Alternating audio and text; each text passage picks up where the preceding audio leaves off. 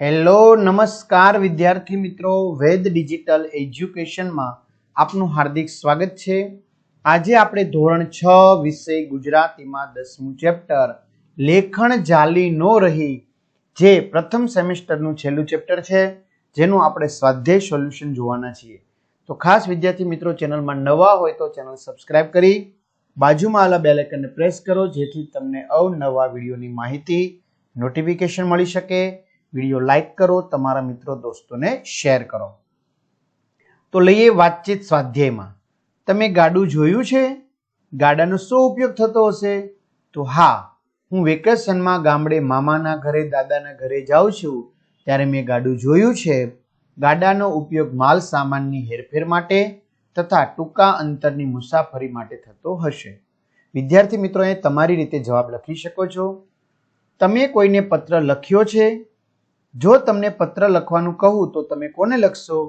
તો હા, મેં પત્ર લખ્યો છે. જો મને પત્ર લખવાનું કહો તો હું મારા દાદાને પત્ર લખીશ. કહળચંદ કે હરકચંદ કરતા તમારી બોલી અલગ પડે છે, કેવી રીતે?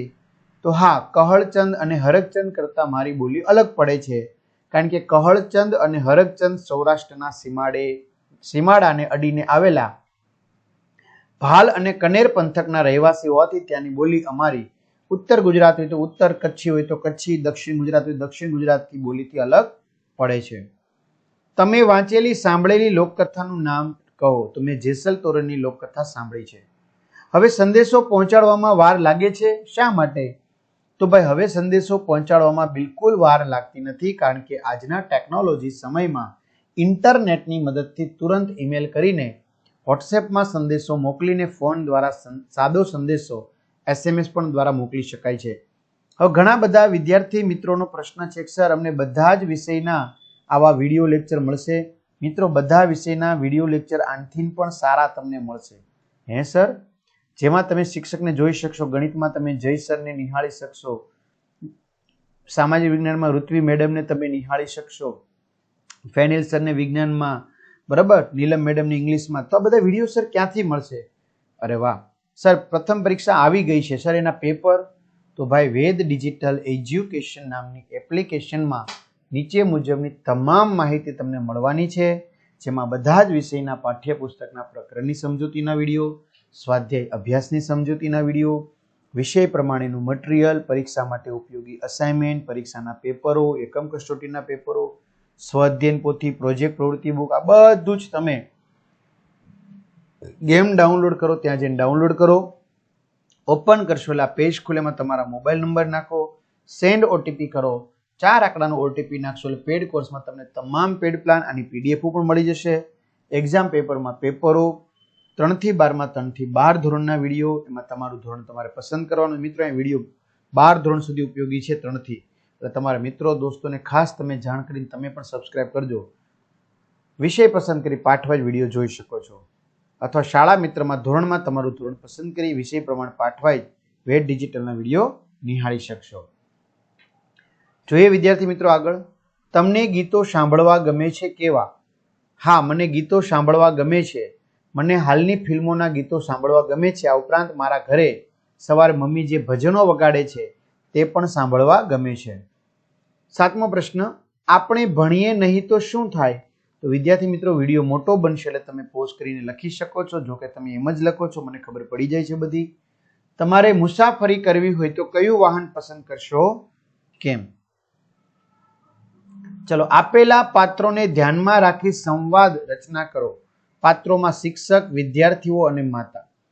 તો વિદ્યાર્થી મિત્રો, પહેલી વખત તમે વિડીયો પોઝ કરી અને અહીંયા સુધીનું લખી શકશો, બરાબર. ત્યારબાદ આગળ તમે વધો તો અહીંથી પોઝ કરી વિડીયો અને તમે પાછા અહીંયા સુધીનું લખી શકશો, બરાબર. અહીંયા સુધીનું લખી લો, ઓકે. ત્યાર પછી વિડીયો પોઝ કરીને તમે અહીંયા સુધીનું લખી શકશો, બરાબર.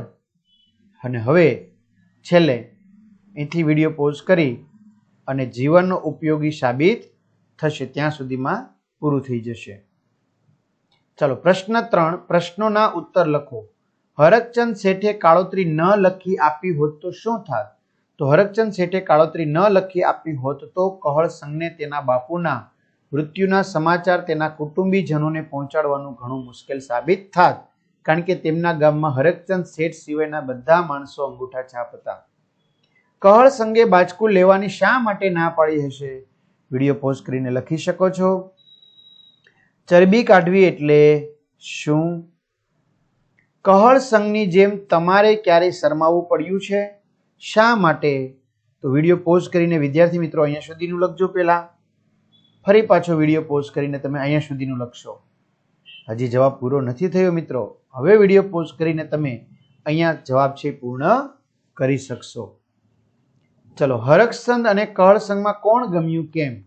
વિડીયો પોઝ કરીને તમે બંને વસ્તુ લખી શકો છો. આપેલી વાર્તાને પૂર્ણ કરો. તો હું દફતરમાં લઈને બારીમાં બેઠો હતો. હું દફતર લઈને બારીમાં બેઠો હતો કે હતી. આજે મારી એર ટેક્સી કેમ મોડી હશે એવું વિચારતો હતો. ત્યાં જ ગેલેરીમાં આવીને એર ટેક્સી ઊભી રહી. આપોઆપ દરવાજો ખુલ્યો. હું બેઠો ને ઉડવા લાગ્યો. પછી તો વિડીયો પોઝ કરીને આપણે લખી નાખવાનું છે. બરાબર ને?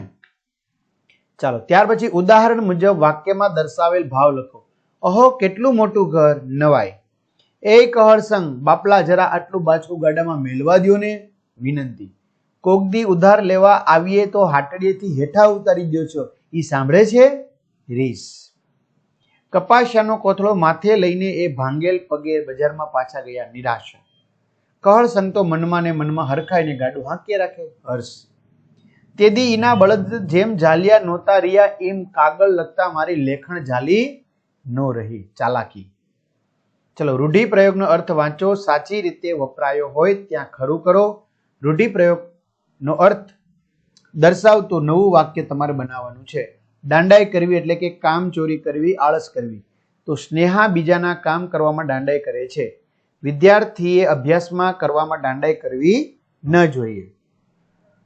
વાહણા વાઈ જવા સમય જતો રહેવો. અકબર બિરબલની વાર્તા સાંભળે વાહણા વાઈ ગયા.